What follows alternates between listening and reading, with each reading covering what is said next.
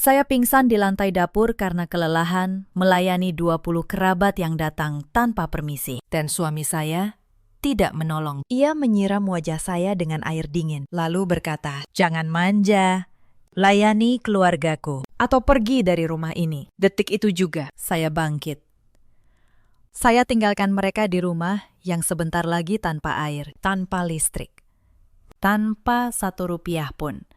Biar sang menantu kebanggaan keluarga itu yang membereskan kekacauannya sendiri. Inilah kisah pembalasan saya. Halo, sahabat. Selamat datang kembali di kanal ini. Sebelum kita mulai, tekan tombol subscribe. Tulis dari kota mana kalian menonton. Dan semoga keluarga kita semua selalu sehat. Mari kita mulai ceritanya. Nama saya Larasati. Usia saya 38 tahun. Selama 12 tahun saya bekerja sebagai manajer operasional di sebuah perusahaan jasa boga. Sebelum akhirnya saya berhenti dan merintis usaha catering kecil dari rumah. Saya tinggal di sebuah rumah sederhana di kawasan Bintaro bersama suami saya, Reza, dan anak kami, Bagas, yang baru berusia 3 tahun. Saya bukan perempuan yang lemah. Saya tahu cara mengatur uang, mengatur orang, mengatur kekacauan. Tapi selama bertahun-tahun, saya memilih diam. Saya kira kesabaran adalah bentuk kasih sayang. Saya keliru. Dulu. Saya menikah dengan Reza karena saya percaya ia lelaki yang bertanggung jawab saat itu. Saya yang berpenghasilan lebih besar, tapi saya tidak pernah mengungkitnya. Saya justru rela mengundurkan diri dari posisi manajer untuk merintis usaha sendiri dari rumah, supaya saya punya waktu lebih untuk Bagas dan untuk Reza. Saya kira pengorbanan itu akan dihargai. Tapi yang terjadi sebaliknya, semakin saya mengalah, semakin Reza menganggap semuanya sudah seharusnya begitu. Retak pertama dalam pernikahan kami muncul perlahan, jauh sebelum 20 kerabat itu datang. Setiap kali Bu Yati berkunjung, Reza selalu berubah. Ia menjadi anak kecil yang takut pada ibunya. Apapun yang Bu Yati katakan, ia turuti. Bahkan jika itu merugikan saya. Pernah suatu kali, Bu Yati meminta saya memberikan gelang emas warisan ibu saya. Katanya untuk acara keluarga. Saya menolak halus, karena itu satu-satunya peninggalan ibu saya yang masih hidup. Reza memarahi saya di depan ibunya. Reza berkata, "Cuma gelang saja kamu pelit, malu-maluin aku di depan ibu." Sejak saat itu, saya belajar untuk menyimpan apa yang berharga bagi saya. Jauh dari tangan keluarga suami saya. Termasuk satu rahasia besar yang baru akan saya ungkapkan nanti. Saya juga belajar membaca tanda-tanda. Setiap kali Bu Yati menelpon, suaranya selalu manis. Kalau ada maunya, setiap kali Wulan datang berkunjung, pasti ada barang saya yang hilang setelahnya. Saya melihat semua itu, tapi saya memilih diam, karena saya tidak ingin merusak rumah tangga saya. Saya kira dengan bersabar, suatu hari, mereka akan berubah dan menerima saya. Ternyata, kesabaran saya justru mereka anggap sebagai kelemahan. Sore itu saya pulang dari mengantar pesanan catering yang cukup besar. Badan saya remuk. Saya hanya ingin memeluk Bagas, lalu tidur. Tapi begitu saya membuka pintu, suara bising menampar telinga saya. Ruang tamu saya berubah menjadi pasar. Ada belasan orang dewasa duduk berserakan di sofa. Ada yang merebahkan kaki di meja. Ada yang merokok. Abunya jatuh ke karpet kesayangan saya. Anak-anak kecil berlarian sambil menumpahkan sirup ke lantai. Bau keringat, bau asap, bau makanan basi bercampur jadi satu. Saya menghitung dalam hati. 20 orang. 20 orang asing di rumah mungil saya. Di kursi utama, duduk ibu mertua saya, Bu Yati. Ia duduk dengan dagu terangkat, seperti seorang ratu yang sedang menerima upeti. Di sebelahnya, adik ipar saya, Wulan, sibuk memoles kuku sambil memerintah seorang anak mengambilkan es. Bu Yati adalah perempuan berusia 60 tahun yang selalu merasa dirinya yang paling berkuasa. Sejak saya menikah dengan Reza, ia tidak pernah benar-benar menerima saya. Di matanya, saya hanyalah perempuan yang beruntung bisa menikahi anaknya yang ia anggap sempurna. Wulan, adik Reza, sama saja. berusia 30 tahun, belum menikah, dan selalu iri pada apapun yang saya miliki. Bu Yati melihat saya. Ia tidak menyapa. Ia hanya melambaikan tangan, menyuruh saya mendekat seperti memanggil pembantu. Saya mencoba bertanya dengan suara setenang mungkin. Saya tanyakan, sejak kapan rombongan ini datang dan berapa lama mereka berencana menginap? Belum sempat Bu Yati menjawab, Wulan menyambar lebih dulu. Wulan berkata dengan nada tinggi, "Mbak ini bawel sekali. Ini kan keluarga sendiri. Sebagai istri, harusnya Mbak sudah siapkan sambutan, bukan malah menginterogasi tamu." Kalimat itu seperti sembilu. Saya tidak menyangka keramahan saya selama ini dibalas dengan sikap seperti ini. Ketegangan naik ketika Bu Yati mulai mengeluh soal makanan. Bu Yati berkata keras, supaya semua mendengar. 20 saudara kita ini lapar setelah perjalanan jauh. Tapi di meja makan cuma ada telur ceplok dan sisa sayur. Istrimu pelit sekali. Reza, tidak menghargai keluarga. Saya mencoba menjelaskan. Saya katakan, saya baru pulang kerja, belum sempat belanja untuk porsi sebanyak itu. Lagi pula, 20 orang datang tanpa kabar sama sekali. Tapi setiap kata saya dipotong. Para kerabat mulai berbisik. Mereka menunjuk ke arah saya, membicarakan betapa sombongnya orang kota yang tidak mau menjamu saudara dari kampung. Saya berdiri di tengah rumah saya sendiri, dan saya merasa seperti orang asing. Bagas mulai menangis. Ia ketakutan oleh keramaian itu. Saya bergegas menggendongnya, tapi Bu Yati malah membentak, menyuruh saya menaruh anak itu dan kembali ke dapur. Bu Yati berkata, tamu harus didahulukan. Urusan anak nanti saja. Saya menatapnya. Dada saya panas. Tapi saya menahan diri demi tidak membuat keributan lebih besar di depan Bagas. Lalu Reza pulang. Saya berharap suami saya akan membela saya. Setidaknya bertanya, mengapa rumah kami penuh sesak begini? Harapan itu pupus dalam sekejap. Reza melihat kerumunan keluarganya dan wajahnya justru berseri-seri. Ia menyapa semua orang dengan suara bangga, seolah memamerkan rumahnya. Ketika saya membisikkan bahwa kondisi rumah sudah tidak terkendali dan saya kelelahan, Reza menjawab dengan suara yang sengaja keras. Reza berkata, kamu itu istri seorang calon manajer. Jaga martabatmu. Berhenti mengeluh. Layani keluarga besarku dengan baik. Saya terdiam.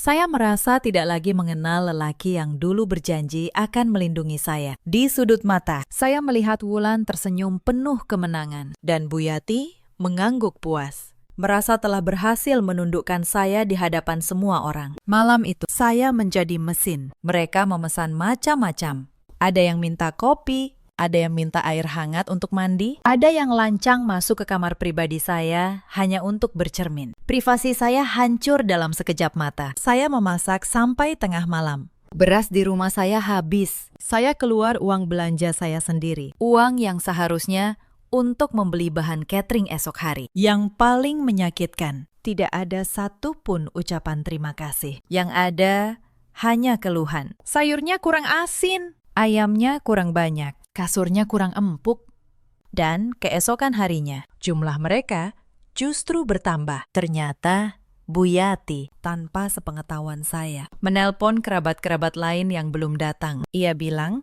di kota ada tempat menginap gratis, makan gratis, semua ditanggung. Sore itu datang lagi 5 orang. Total menjadi 25. Saya menarik Bu Yati ke samping. Saya minta dengan tegas agar tidak lagi mengundang siapapun. Rumah ini tidak muat dan saya tidak sanggup menanggung biayanya. Bu Yati malah meninggikan suara supaya semua mendengar. Bu Yati berkata, rumah anakku. Kok kamu yang sok mengatur? Memangnya kamu yang punya rumah ini? Saya menatapnya di dalam hati. Saya menjawab pertanyaan itu. Ya, saya yang punya. Tapi saat itu saya memilih diam.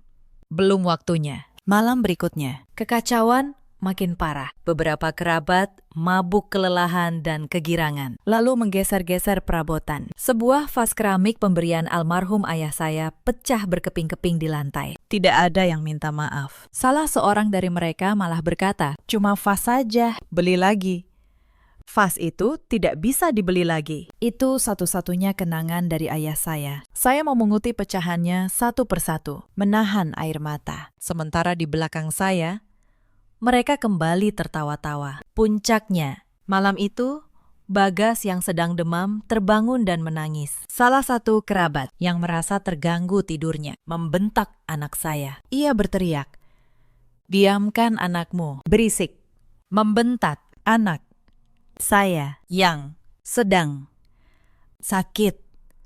Saya menggendong Bagas, membawanya ke kamar, dan saya kunci pintu. Di dalam, saya peluk anak saya erat-erat. Saya bisikan, "Semuanya akan baik-baik saja. Sebentar lagi, Ibu janji." Malam itu saya tahu waktunya hampir tiba. Saya menatap Reza yang tertawa-tawa bersama kerabatnya, tanpa peduli pada istri dan anaknya yang terabaikan. Saat itulah, di dalam dada saya, sesuatu mulai retak. Bukan hati saya yang patah, tapi kesabaran saya yang akhirnya habis. Saya teringat sesuatu, sebuah fakta yang selama ini saya simpan diam-diam. Dan untuk pertama kalinya malam itu, saya tersenyum kecil di dapur yang gelap. Tapi sebelum saya sempat memejamkan mata, ada satu hal lagi yang membuat dada saya sesak. Di sudut dapur, saya melihat tumpukan bahan catering pesanan besok. Daging, ayam, sayuran. Semua sudah saya siapkan untuk acara seorang klien penting esok pagi. Dan tumpukan itu sudah berantakan. Ternyata, para kerabat itu kelaparan tengah malam. Lalu, mengobrak-abrik dapur saya. Mereka menggoreng ayam pesanan klien saya. Mereka memasak daging yang sudah saya timbang dengan teliti. Bahan senilai hampir 3 juta rupiah. Ludes dalam satu malam. Saya berdiri mematung. Esok pagi, saya harus mengantar pesanan untuk 100 porsi. Dan bahannya kini tinggal setengah. Saya menarik napas dalam-dalam. Saya tidak berteriak. Saya hanya mencatat angka itu dalam kepala saya. 3 juta. Saya tambahkan ke dalam daftar yang terus memanjang. Pagi harinya, kekacauan belum reda, bahkan bertambah parah. 20 orang itu bangun siang, lalu langsung berteriak minta sarapan.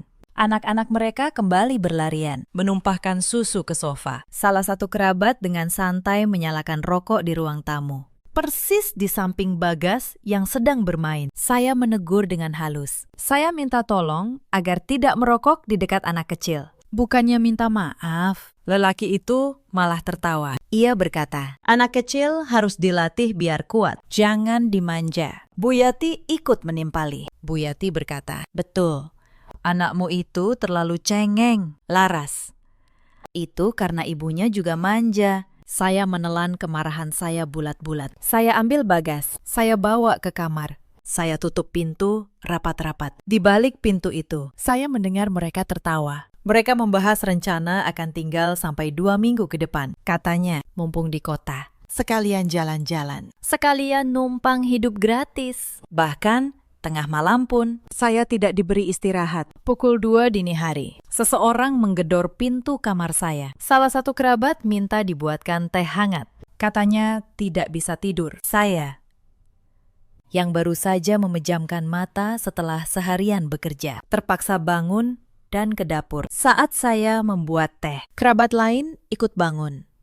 Minta dibuatkan mie, lalu yang lain minta kopi. Dalam sekejap, dapur saya kembali ramai tengah malam, dan saya berdiri di sana, melayani orang-orang yang bahkan tidak tahu nama saya. Sementara suami saya tidur nyenyak di kamar. Saya menatap pantulan wajah saya di jendela dapur yang gelap. Wajah seorang perempuan yang lelah, yang kehilangan dirinya sendiri. Dan saya bertanya pada diri saya, sampai kapan saya akan membiarkan ini terjadi? 2 minggu, 20 orang, di rumah sekecil ini. Tapi pukulan paling menyakitkan datang siang itu. Bagas tiba-tiba demam tinggi, tubuhnya panas, matanya sayu. Saya yakin ia kelelahan dan stres oleh keramaian yang tidak henti. Saya hendak membawanya ke dokter, tapi Bu Yati menghalangi. Bu Yati berkata, "Anak demam biasa saja kok ke dokter, buang-buang uang.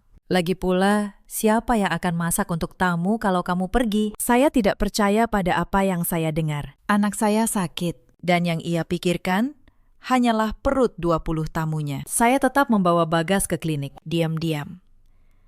Sambil menggendongnya keluar lewat pintu belakang. Dokter bilang Bagas hanya butuh istirahat di tempat yang tenang. Tenang, di rumah saya sendiri. Kata itu kini terdengar seperti lelucon. Di ruang tunggu klinik, sambil memeluk Bagas yang lemas, saya menatap anak saya lama-lama. Wajahnya pucat, matanya sayu. Anak sekecil ini harus menanggung akibat dari keserakahan orang dewasa. Dan saat itu, sebuah tekad mengeras di dalam dada saya. Saya tidak akan membiarkan anak saya tumbuh di rumah yang penuh teriakan dan penghinaan, apapun caranya. Belum selesai urusan Bagas, masalah lain menyusul. Sore itu, saya memergoki Wulan sedang membuka lemari pribadi saya di kamar. Tangannya mengobrak-abrik kotak perhiasan saya. Saya bertanya tajam, apa yang sedang ia lakukan? Wulan menjawab enteng, tanpa rasa bersalah. Cuma lihat-lihat, kakak ipar punya emas banyak, ya. Pelit amat, kerabat kelaparan. Tapi emas disimpan sendiri. Saya menutup lemari itu keras-keras. Saya simpan kotak perhiasan itu ke dalam tas saya. Tas yang sejak saat itu tidak pernah saya lepas dari pundak saya. Saya mulai sadar, mereka bukan hanya menumpang. Mereka mulai mengincar apa yang saya miliki. Malam itu, keran air mulai tersendat lagi. Saya membuka laci. Saya tarik buku catatan keuangan saya. Saya hitung. Hanya dalam satu malam. Biaya makan, listrik, dan air sudah membengkak hampir 5 juta rupiah. Ditambah bahan catering yang ludes. Ditambah biaya klinik Bagas. Kalau dilanjutkan 2 minggu, angkanya bisa menembus puluhan juta. Dan tidak ada satupun dari mereka yang berniat menyumbang sepeser pun. 20 orang memakai air tanpa henti, mencuci, mandi berkali-kali. Sampai pompa air kewalahan, Bu Yati langsung menyalahkan saya. Bu Yati berkata, air saja nggak becus kamu urus. Bagaimana mau jadi istri yang baik? Saya hanya diam. Tapi di dalam kepala saya, sebuah rencana mulai tersusun rapi. Sore harinya, salah satu sepupu Reza meminta saya mencucikan setumpuk pakaian kotor mereka. Bukan 1-2 potong. 1 ember penuh, pakaian 20 orang. Saya menolak dengan sopan. Saya katakan, saya punya pekerjaan. Dan saya bukan pembantu. Mendengar itu, Wulan langsung berdiri. Wajahnya merah. Wulan berteriak, beraninya kamu bilang begitu di depan keluarga besar. Kamu pikir kamu siapa? Cuma istri yang numpang nama suami. Tangannya terangkat. Dan sebelum saya sempat mengelak, telapak tangan Wulan mendarat di pipi saya. Plak. Ruangan seketika hening. Bagas, yang melihat ibunya ditampar, menjerit menangis. Saya memegang pipi saya yang panas. Saya menatap Wulan. Lalu saya menatap Bu Yati, yang sama sekali tidak menegur anaknya. Lalu saya menatap Reza, yang baru saja masuk dan melihat semuanya. Saya menunggu. Saya menunggu suami saya membela saya. Saya menunggu satu kata saja. Tapi Reza hanya menghela napas. Reza berkata, sudahlah. Wulan, kelepasan. Tapi Laras juga. Jangan keras kepala. Cuci saja baju mereka. Beres. Dunia saya runtuh saat itu juga. Bukan karena tamparan. Tapi karena lelaki yang saya nikahi memilih membela orang yang menampar saya. Saya tidak menangis. Anehnya, saya tidak menangis. Justru saya merasa sangat tenang. Tenang, seperti permukaan danau sebelum badai. Saya teringat semua tahun yang saya habiskan untuk mengalah. Saya teringat setiap kali saya menelan harga diri saya demi menjaga keutuhan rumah tangga ini. Dan untuk apa? Untuk ditampar di rumah saya sendiri, di depan anak saya, oleh adik ipar saya, sementara suami saya hanya menghela napas. Saya sadar, ada batas untuk segalanya. Dan malam itu, saya telah mencapai batas saya. Malam itu, setelah semua orang tertidur, saya duduk di ruang tamu yang berantakan. Saya buka laptop saya. Saya buka satu folder yang selama ini saya simpan rapat. Begini ceritanya, rumah yang kami tinggali ini. Banyak yang mengira ini milik Reza. Bu Yati pun selalu membanggakan. Ini rumah anakku, si manajer. Padahal Tidak, rumah ini saya beli 5 tahun lalu. Dari tabungan dan bonus saya sendiri. Jauh sebelum usaha catering saya dimulai. Semua sertifikat, semua surat. Atas nama saya. Hitam di atas putih. Reza tahu itu. Tapi ia gengsi mengakuinya di depan keluarganya. Jadi ia biarkan semua orang mengira ini istananya. Begitu juga semua tagihan rumah ini. Listrik, air, internet. Semuanya terdaftar atas nama saya. Dibayar otomatis dari rekening saya. Reza tidak pernah tahu kata sandi apapun. Ia hanya menikmati. Selama ini, sang manajer hebat itu hidup di atas pondasi yang saya bangun sendiri. Saya membuka catatan saya, dan saya susun rencana itu seperti menyusun anggaran proyek. Rapi, berurutan, tanpa celah. Saya bukan perempuan yang membalas dengan amarah. Saya membalas dengan perhitungan yang dingin dan tepat. Malam itu, jari saya bergerak pelan di atas keyboard. Saya tidak membalas dengan teriakan. Saya membalas dengan kebenaran. Pertama, saya buka aplikasi bank saya. Saya hentikan semua pembayaran tagihan otomatis. Listrik, air, internet. Mulai hari ini, tidak ada lagi yang dibayar. Kedua, saya telepon penyedia layanan air dan saya jadwalkan penghentian sementara karena dalam catatan resmi, sang pemilik sah sedang bepergian. Ketiga, saya buka brankas kecil di kamar. Saya ambil sertifikat rumah, akta, semua dokumen penting. Saya masukkan ke dalam tas saya. Keempat, saya kemasi pakaian saya dan Bagas secukupnya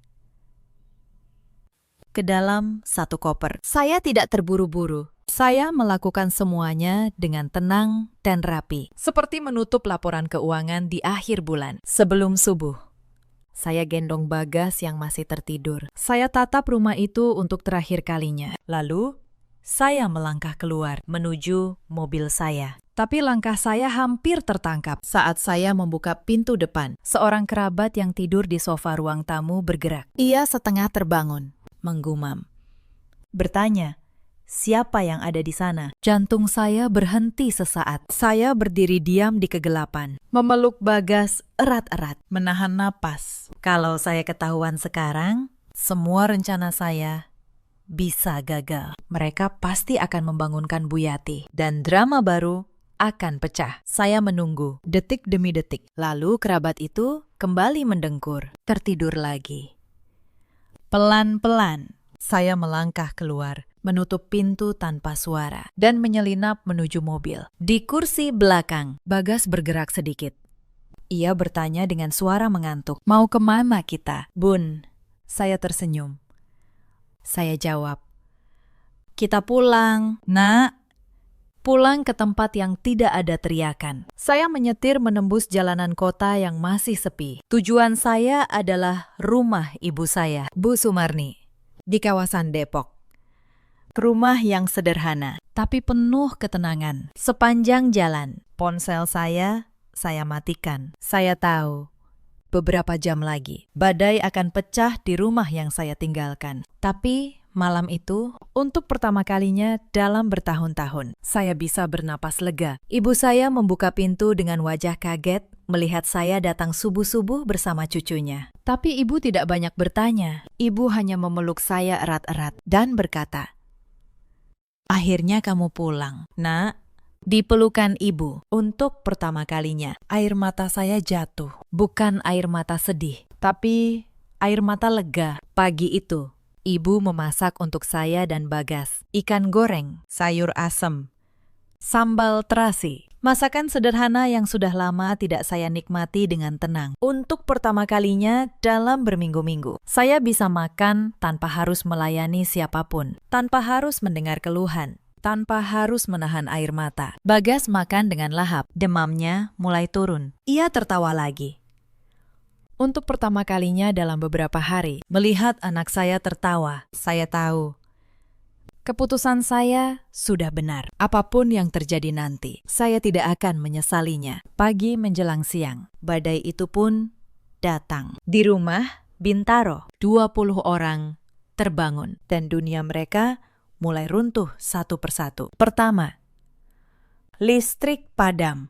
Kulkas mati. Makanan di dalamnya mulai membusuk. Kipas angin berhenti di tengah cuaca panas. Anak-anak mulai rewel kepanasan. Kedua, keran air tidak mengeluarkan setetes pun. 20 orang yang biasa mandi seenaknya kini tidak bisa membersihkan diri. Bau mulai menyebar di seluruh rumah. Ketiga, dan ini yang paling mengejutkan mereka, saya menghilang beserta Bagas, beserta semua dokumen rumah. Bu Yati panik.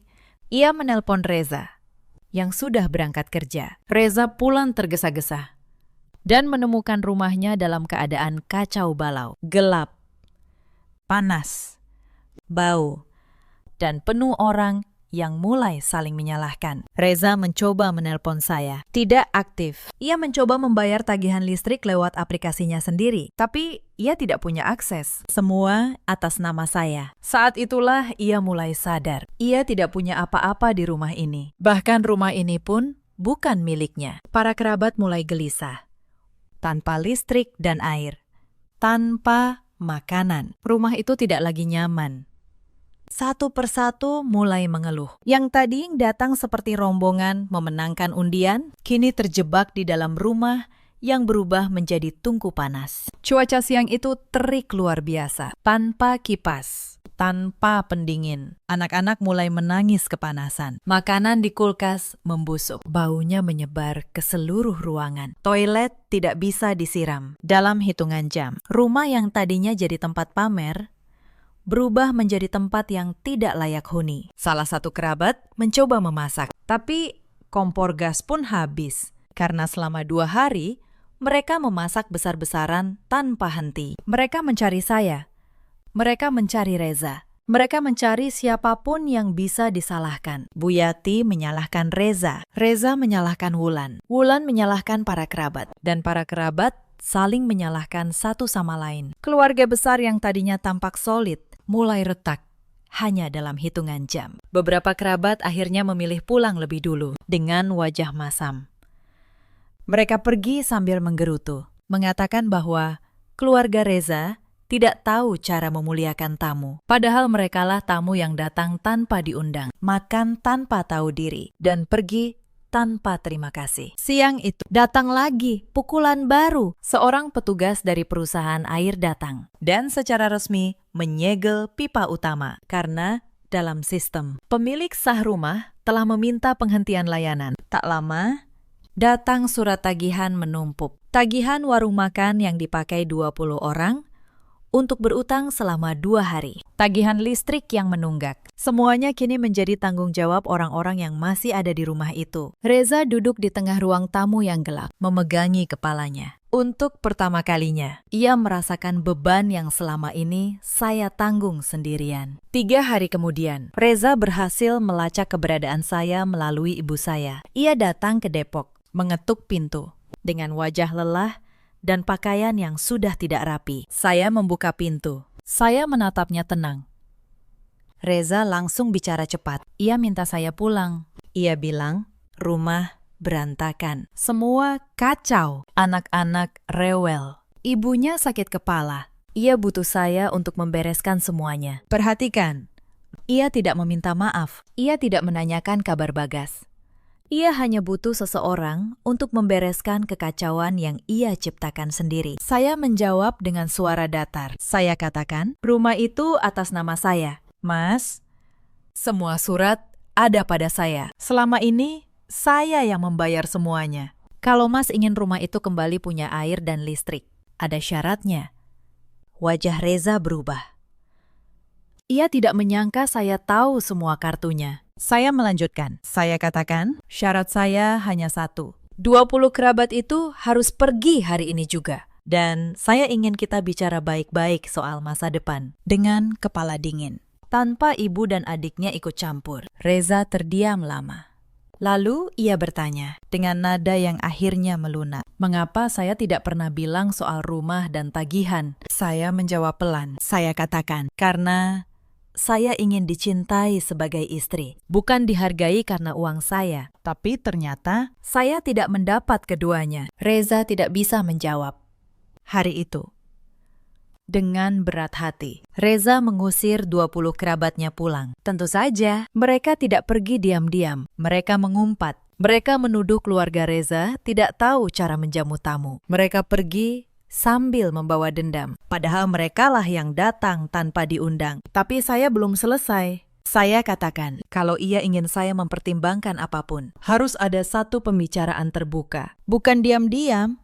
Saya ingin semuanya jelas. Di depan ibunya dan adiknya. Sekali, untuk selamanya. Reza ragu, tapi ia tahu ia tidak punya pilihan. Hari berikutnya, ia mengumpulkan Bu Yati dan Wulan di ruang tamu rumah Bintaro yang kini sudah kosong dari kerabat. Saya datang, membawa map coklat di tangan saya. Begitu saya masuk, Bu Yati langsung menyerang. Bu Yati berkata sinis, "Akhirnya pulang juga si menantu durhaka. Pergi tanpa pamit, meninggalkan suami dan keluarga. Mana ada istri begitu?" Saya tidak menjawab dengan emosi. Saya hanya membuka map coklat itu, lalu menaruh isinya satu persatu di atas meja. Lembar pertama, sertifikat rumah. Saya katakan, tenang, rumah yang ibu tempati selama ini, yang ibu banggakan sebagai rumah anak ibu. Atas nama saya. Saya yang membelinya 5 tahun lalu, dari uang saya sendiri. Wajah Bu Yati berubah.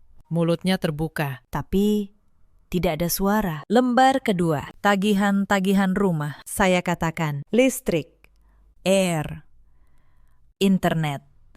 Semuanya saya yang bayar. Selama bertahun-tahun. Reza tidak pernah keluar sepeser pun untuk ini. Lembar ketiga, catatan keuangan rumah tangga kami. Saya buka angka demi angka. Berapa yang masuk, berapa yang keluar, siapa yang menanggung. Semuanya saya, hampir seluruhnya saya. Lalu saya keluarkan lembar terakhir. Rincian biaya selama 20 kerabat menginap. Bahan catering yang mereka habiskan, biaya klinik Bagas yang dilarang Bu Yati, utang warung yang mereka tinggalkan. Saya bacakan totalnya dengan suara jelas, supaya semua mendengar. Ruangan itu hening. Untuk pertama kalinya, Bu Yati dan Wulan tidak punya kata-kata. Saya menatap mereka satu persatu. Saya katakan, selama ini saya bukan menumpang di rumah ini. Justru kalian yang menumpang di atas kerja keras saya, dan saya tidak pernah mengungkitnya. Sampai kalian menampar saya di rumah saya sendiri. Wulan mencoba membela diri. Wulan berkata, itu kan cuma hilaf. Lagi pula,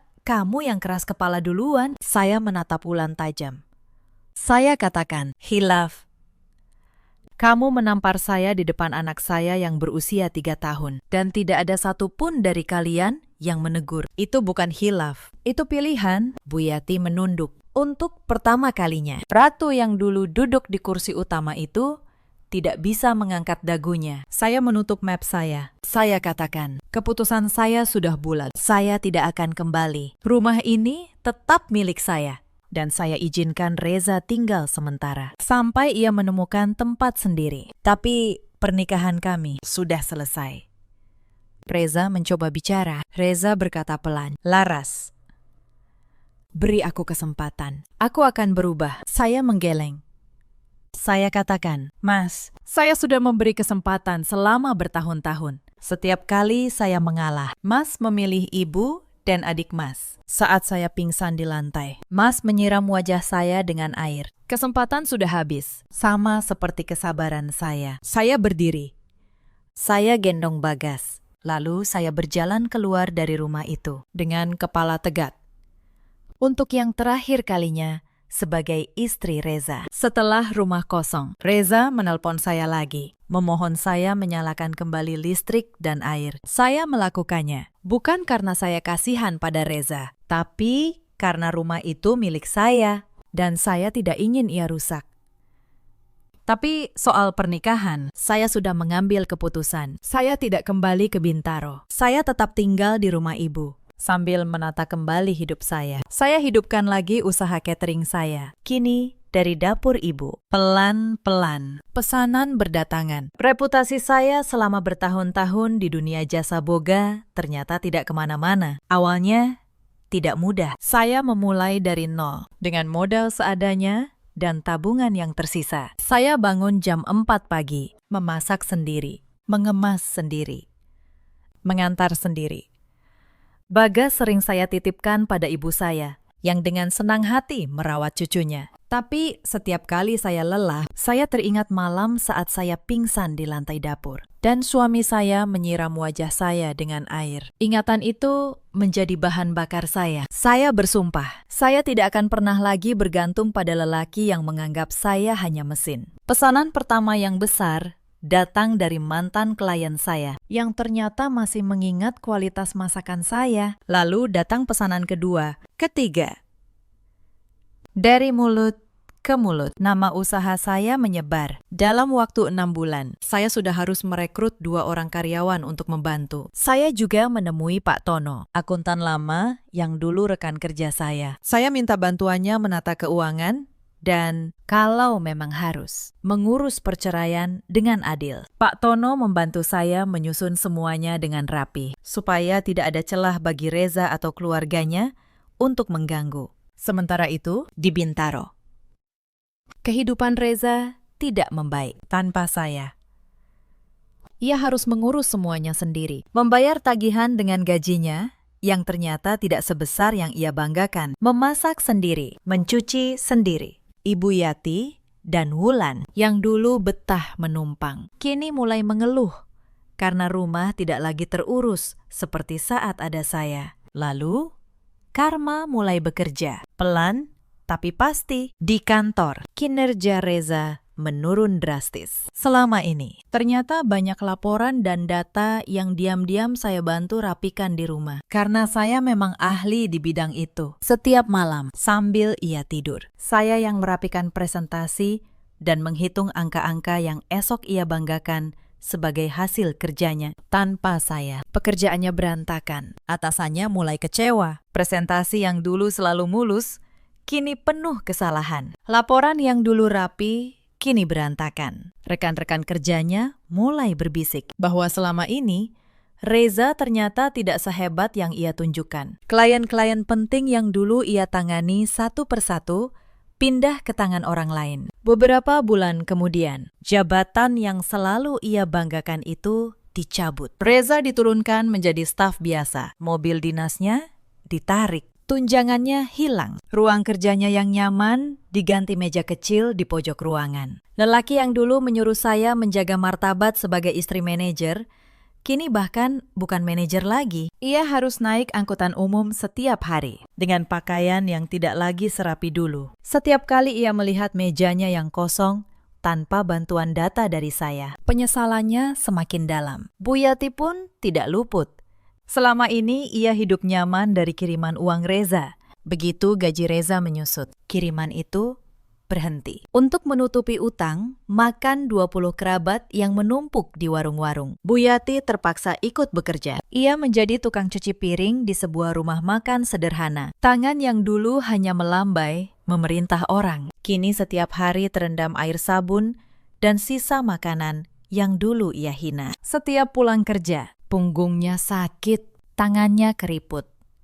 Dan ia harus mendengar gerutuan dari Reza yang juga kelelahan. Rumah kecil yang mereka tinggali kini selalu dipenuhi keluhan dan saling menyalahkan. Bu Yati sering termenung di depan pintu. Ia teringat betapa telaten dulu saya merawatnya saat ia sakit. Saya yang memasak bubur untuknya. Saya yang mengantarnya ke dokter. Saya yang menungguinya semalaman. Dan ia membalas semua itu dengan menyebut saya menantu durhaka, menantu pembawa sial. Wulan lebih menderita lagi. Perempuan yang dulu sibuk bersolek, kini wajahnya kusam. Ia juga harus bekerja kasar untuk membantu ibunya. Suatu hari, ia berpapasan dengan teman-teman sosialitanya saat sedang mengangkut tumpukan piring kotor. Ia menunduk, menyembunyikan wajahnya.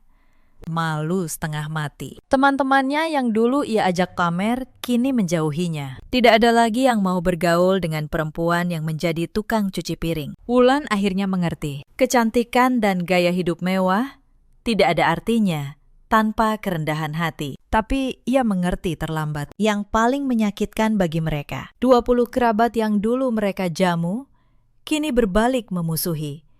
Mereka menuduh keluarga Reza membawa sial karena setelah pulang dari rumah itu, banyak dari mereka justru jatuh dalam kesulitan ekonomi. Beberapa kehilangan pekerjaan karena terlalu lama bolos untuk bersenang-senang di kota. Sebagian lagi terjerat utang karena gaya hidup boros selama liburan. Persaudaraan yang dulu dibanggakan kini berubah menjadi permusuhan yang pahit. Satu persatu dari mereka mendapatkan batunya. Mereka belajar dengan cara yang keras, bahwa bertamu tanpa izin dan menghina tuan rumah hanya akan menutup pintu rezeki mereka sendiri. Sementara di seberang kota, hidup saya justru mekar. Usaha catering saya berkembang pesat. Dari dapur kecil ibu, kini saya punya ruko sendiri, beberapa karyawan, dan pesanan dari gedung-gedung perkantoran di Sudirman. Saya membuka lapangan kerja bagi banyak orang. Nama saya Larasati.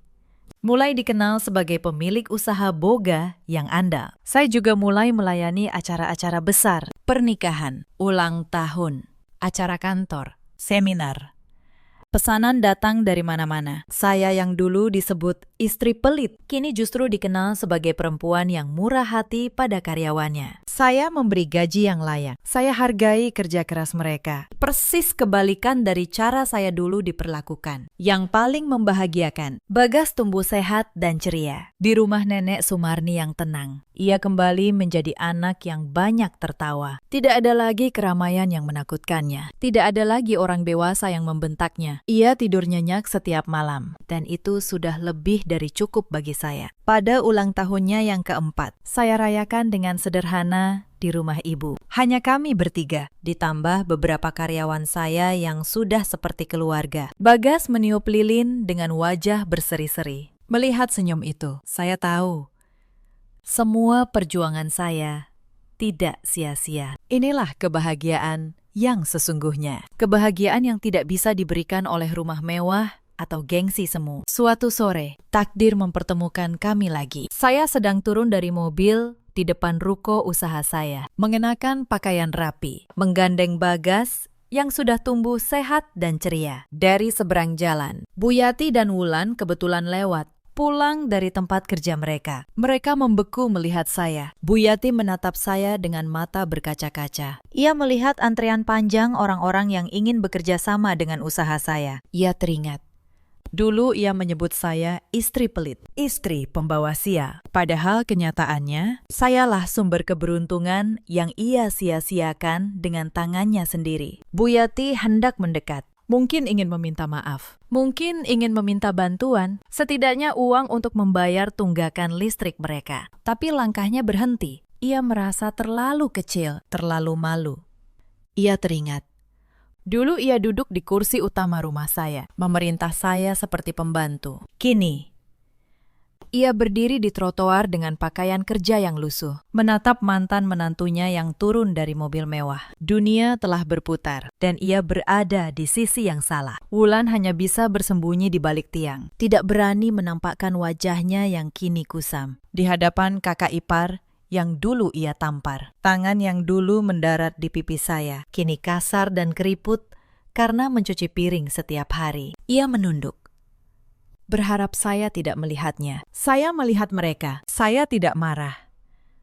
Saya juga tidak senang melihat penderitaan mereka. Saya hanya menggandeng Bagas erat-erat, lalu masuk ke dalam ruko. Saya tidak punya lagi tempat untuk dendam di dalam hati saya. Dendam hanya akan meracuni hidup saya. Dan saya memilih hidup yang tenang. Tentang Reza. Setelah proses persidangan yang panjang, perceraian kami resmi. Saya mengambil hak asuh Bagas, dan Reza tidak melawan karena ia tahu ia tidak punya apa-apa lagi untuk diperjuangkan. Di ruang sidang terakhir, Reza menatap saya dengan mata yang penuh penyesalan. Ia mencoba bicara, tapi saya hanya tersenyum tipis dan berlalu. Tidak ada lagi yang perlu dikatakan. Semua sudah terlambat. Lelaki yang dulu menyiram wajah saya dengan air, kini hanya bisa menatap punggung saya yang menjauh. Reza kini tinggal di rumah kecil bersama Bu Yati dan Wulan. Hampir seluruh gajinya yang menyusut habis untuk mencicil utang yang ditinggalkan rombongan kerabatnya. Ia mencuci baju sendiri, memasak mie instan sendiri, dan setiap malam mendengar keluhan ibunya yang menyesali masa tua. Rumah yang dulu penuh tawa, kini hanya berisi keheningan dan penyesalan. Ketiganya kini hidup dalam kesederhanaan yang sangat kontras dengan kesombongan mereka di masa lalu. Bu Yati akhirnya menyadari bahwa kebahagiaan seorang ibu tidak didapat dengan menindas menantu, melainkan dengan menjaga keharmonisan keluarga. Tapi kesadaran itu datang ketika semuanya sudah hancur. Suatu hari, Reza tidak sengaja melihat Bagas bermain di sebuah taman. Anak itu tumbuh cerdas, sopan, dan bahagia di bawah asuhan saya dan Nenek Sumarni. Reza hanya bisa menatap dari kejauhan. Ia tidak berani mendekat. Ia merasa tidak lagi pantas berada di lingkaran hidup kami. Ia melihat bagaimana Bagas tertawa lepas. Bagaimana anak itu memeluk saya dengan penuh kasih sayang. Ia melihat anak yang ia abaikan kini tumbuh di lingkungan yang penuh cinta. Dan ia sadar ia telah kehilangan kesempatan untuk menjadi ayah yang baik. Sebuah kesempatan yang tidak akan pernah kembali. Pemandangan itu menjadi tamparan terakhir baginya. Ia menyadari ia telah menghancurkan istananya sendiri demi memuaskan keserakahan ibu dan adiknya. Ia menangis dalam diam, dan ia mengerti. Melihat orang yang dulu ia sakiti, kini jauh lebih bahagia, adalah pembalasan paling pedih yang pernah ia rasakan. Cerita ini mengajarkan banyak hal kepada kita. Jangan pernah menukar pasangan yang tulus demi gengsi di hadapan keluarga. Dan jangan pernah mengira kesabaran seseorang itu tidak ada batasnya. Ada banyak perempuan di luar sana yang seperti saya dulu, bekerja keras,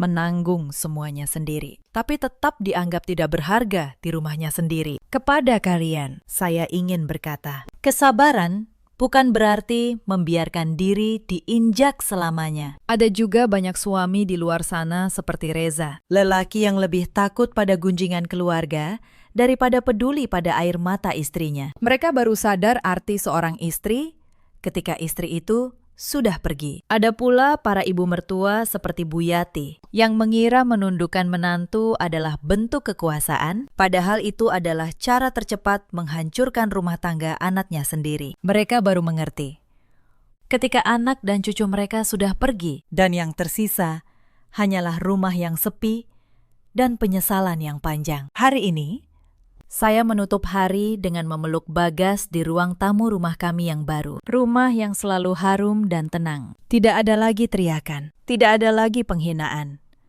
Saya telah melewati badai dan keluar sebagai pemenang. Bukan karena saya membalas, tapi karena saya memilih pergi dan membangun kembali harga diri saya. Kisah saya akhirnya menyebar di lingkungan tempat tinggal kami. Para tetangga, para ibu muda, banyak yang datang bercerita. Ternyata di luar sana banyak perempuan yang mengalami hal serupa. Diam-diam menanggung, diam-diam terluka, takut untuk pergi. Saya menjadi pengingat bagi mereka bahwa harga diri seorang perempuan tidak boleh ditukar dengan apapun. Dalam hidup, kita selalu punya pilihan. Kita bisa memilih untuk terus bertahan dalam luka, atau memilih untuk berdiri dan berjalan menuju ketenangan. Saya memilih yang kedua, dan itu adalah keputusan terbaik dalam hidup saya. Bagaimana dengan kalian? Seandainya kalian berada di posisi saya, apa yang akan kalian lakukan? Ceritakan kisah kalian di kolom komentar. Terima kasih sudah menemani sampai akhir cerita ini. Sampai jumpa di kisah berikutnya.